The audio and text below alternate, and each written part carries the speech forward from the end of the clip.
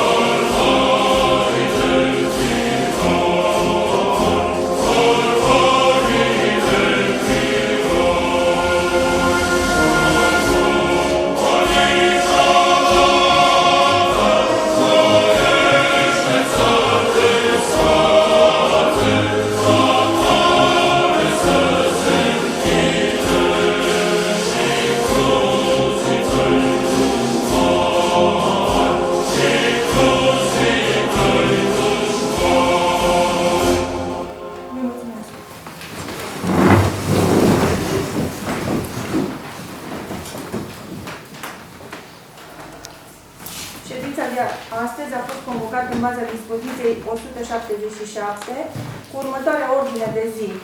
Un proiect de hotărâre privind decontarea cheltuielilor de transport pentru naveta cadrelor didactice și a personalului tehnic auxiliar din școala gimnazială Comuna Porumbacu de Jos. 2. Proiect de hotărâre privind valorificarea masei lemnoase din fondul forestier proprietate publică a Comunei Porumbacu de Jos pentru anul 2022. 3. Proiect de hotărâre privind mandatarea primarului Comunei Porumbacu de Jos în calitate de reprezentant al Comunei Porumbacu în adunarea generală a Asociației ADI Eco Sibiu să voteze, conform solicitării TRACOM, de modificarea tarifului de depozitare.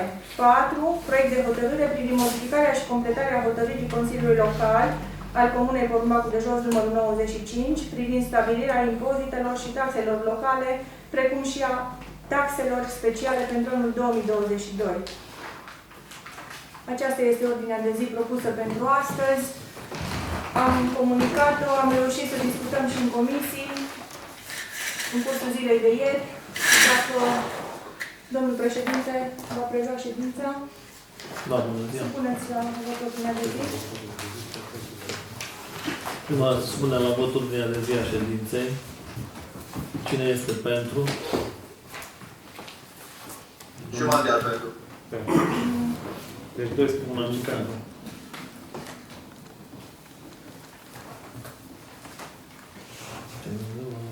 Putem fi prezenă.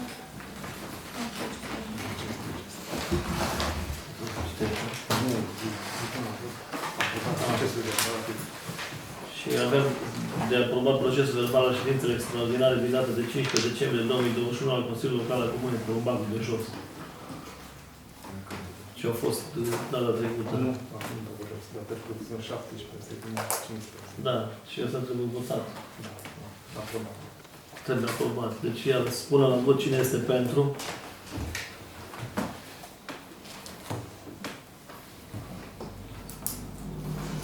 Deci câte voturi pentru avem?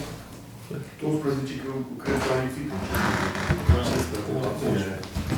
11 și o abține. Radu, ai fost prezent în 15? Nu am fost. 10. 10 și 2 abține. Mandea. Nu Mandea. Martin. Martin și Mandea. Așa, Mandea.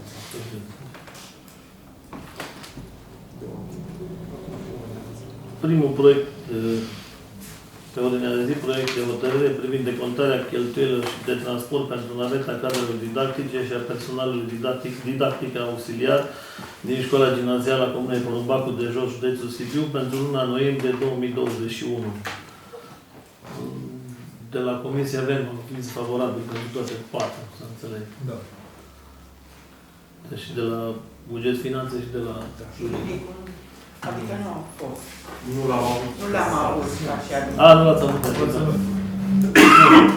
Deci să supune la vot. Cine este pentru? Și mandat pentru. 12. Abține. Împotrivă, n-are ce.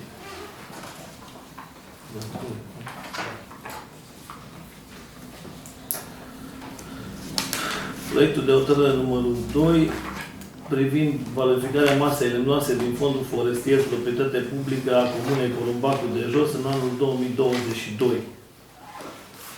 Aici a fost făcut un amendament, trebuie citit de la ambele comisii.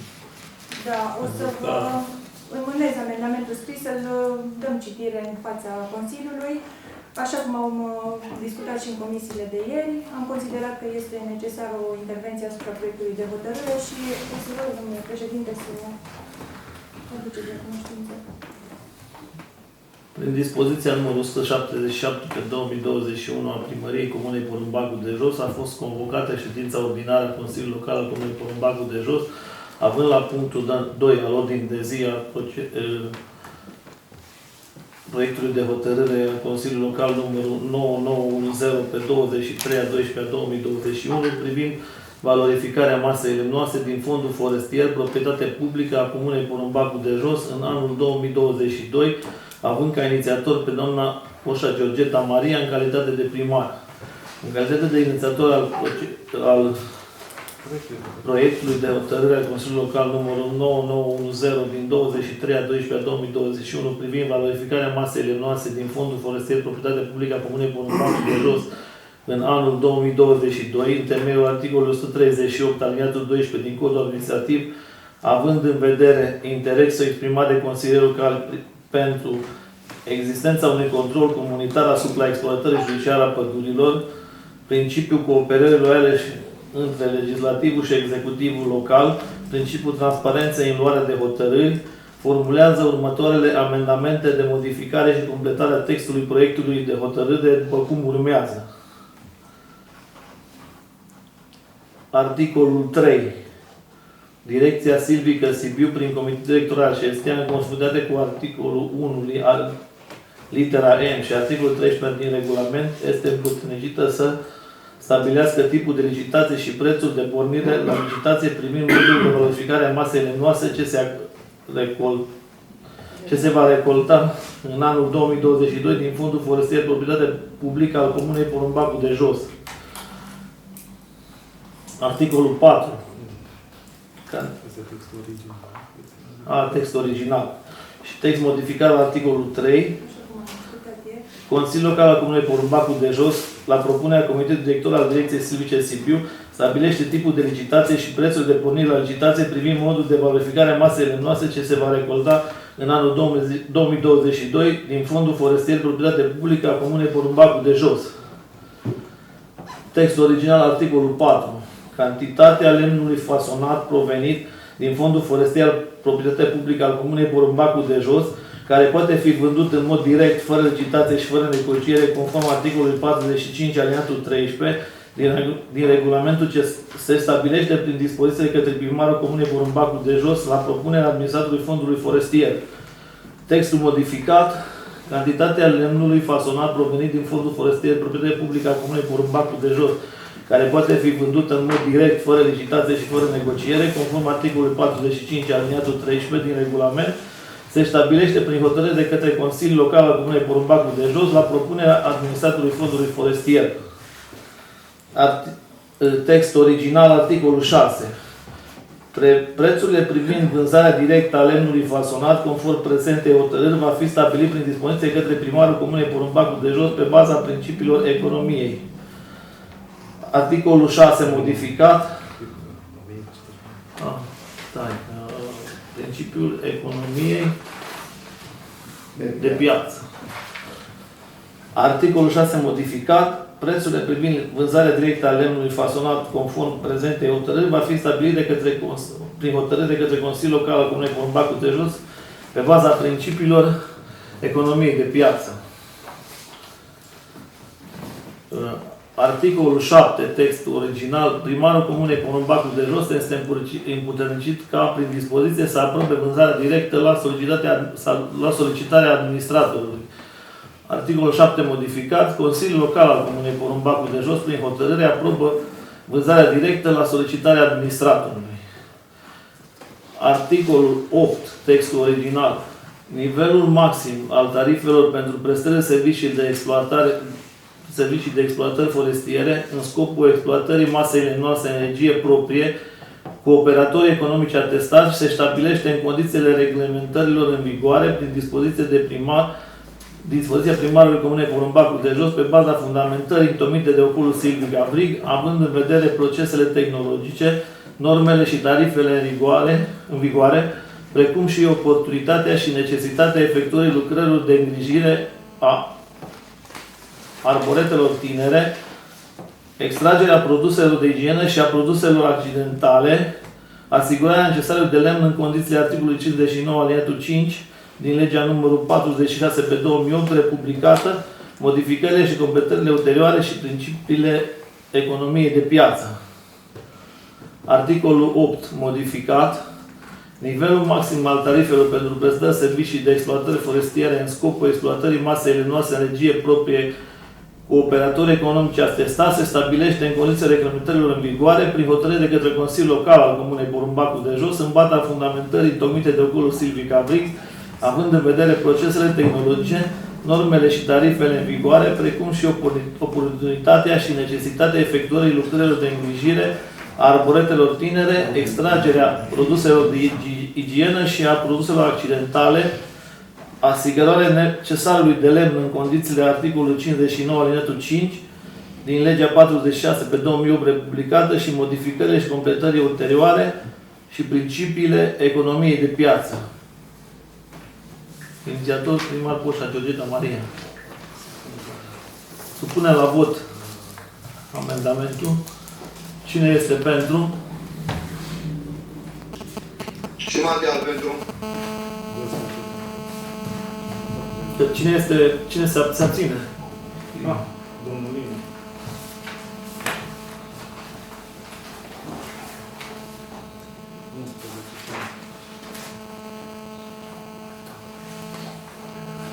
Deci, să supune la vot întreg proiectul de hotărâre privind validarea masele noastre din fondul forestier, proprietatea publică a Comunei Porumbacul de Jos în anul 2022, tot cu amendament.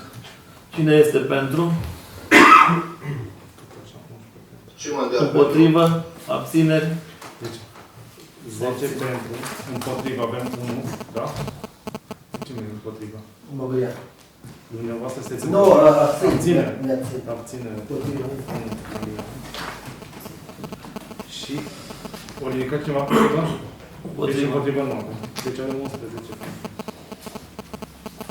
Trecem la proiectul de hotărâre numărul 3 privind mandatarea primarului Comunei Porumbacul de Jos în calitate de reprezentant al Comunei Porumbacul de Jos în adunarea generală a Asociației ADIECO Sibiu să voteze solicitării pro sau contra solicitării SC Tracon SRL de modificare a tarifului de depozitare. Aici am înțeles că nu e nimeni. Da, acum ați analizat probabil proiectul de hotărâre la comisii. Avem acea adresă de la Tracon către ADIECO, prin care propune modificarea tarifelor la depozitul de colectare a deșeurilor. Din analiza făcută de ADIECO, concluzionăm faptul că nu este justificată solicitarea Tracon și pentru acest lucru este nevoie de o adunare generală în care noi, ca și reprezentanții autorităților publice locale, să fim mandatați, să mergem să votăm conform în acea adunare pentru menținerea prețurilor la Tracon, la Tracon.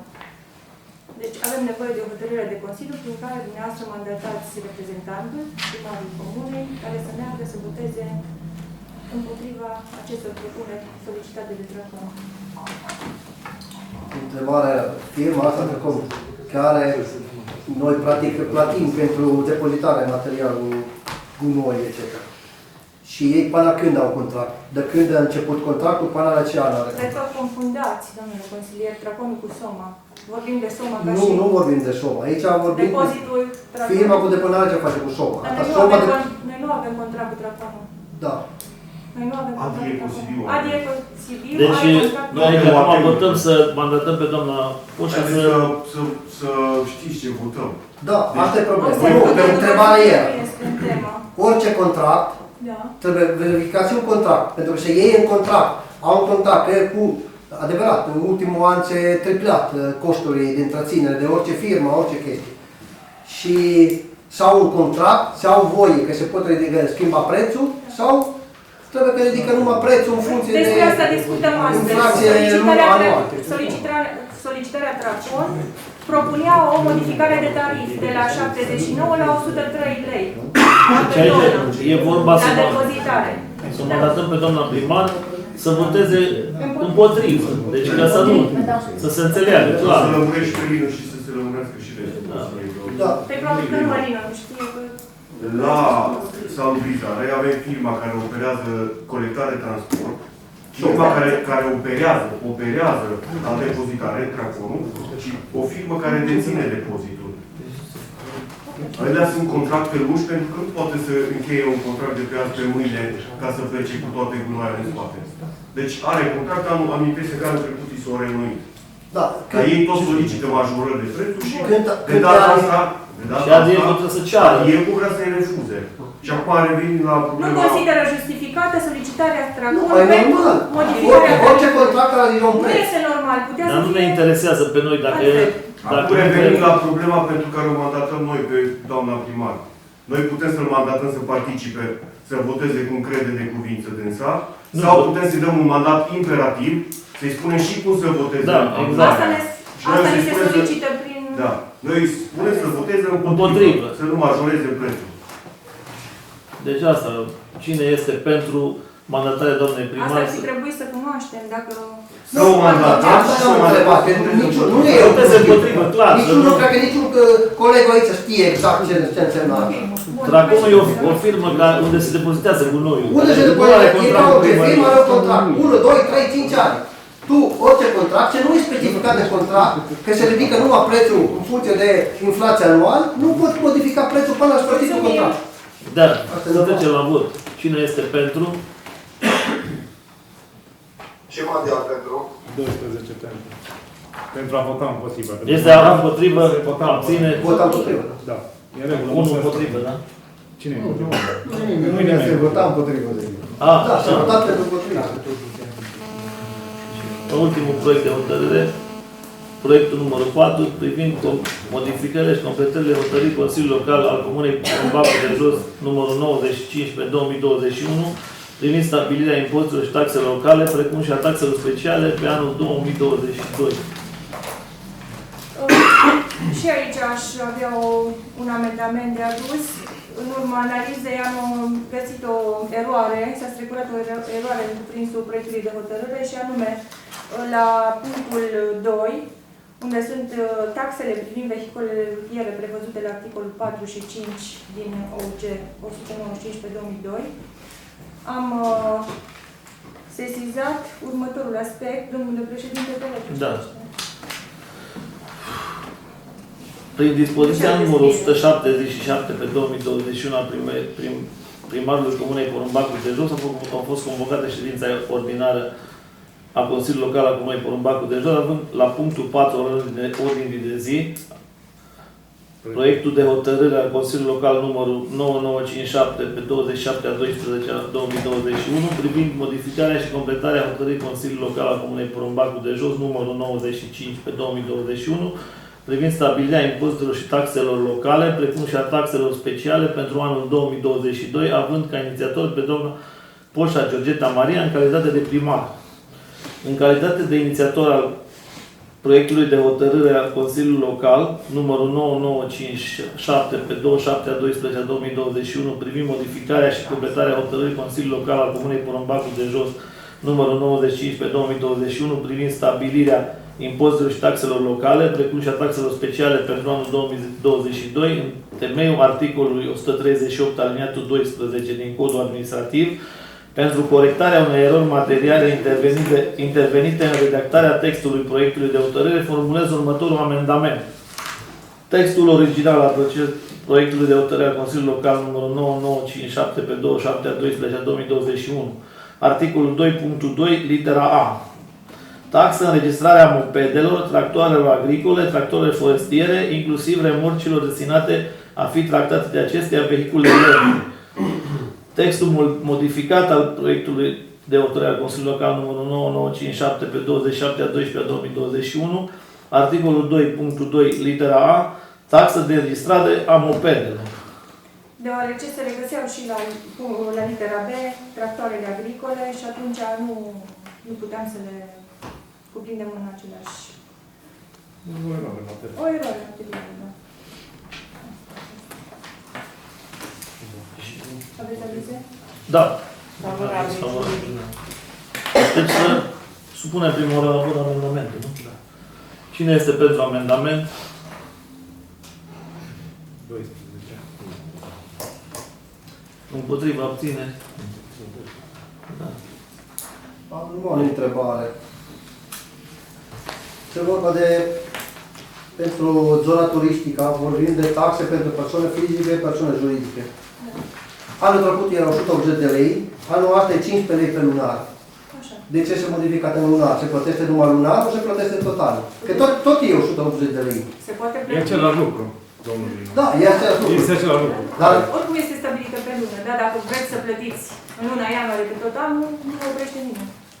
da, asta era deja înainte, dar oricum e obligatoriu că se plătește pe total. Nu se plătește Pe numai total, 1, 2, 3 luni. Se poate... Singura diferență e când devine plata exigibilă. Dacă, la o persoană juridică, dacă e lunar, devine exigibilă imediat în luna următoare. Dacă era pe anual, era Specific numai chestia asta, că să nu fie ceva lunar, că este altă specherie, cineva plătește 2-3 luni și cineva plătește total. Nu, nu e așa. Deci e lunar pe tot anul. E același lucru. Deci supun la vot proiectul de hotărâre. Cine este pentru?